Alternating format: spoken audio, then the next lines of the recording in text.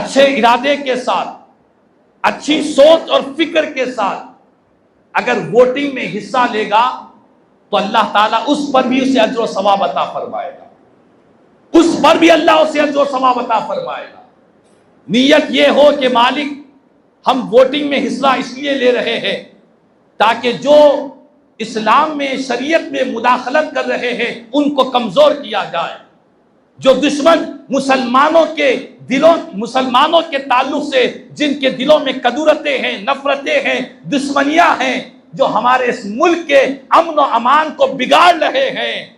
उस मुल्क के फसादियों के खिलाफ में हम अपने वोट का इस्तेमाल करेंगे ताकि हमारे मुल्क में भी अमन रहे और हमारी शरीयत में भी मुदाखलत ना हो।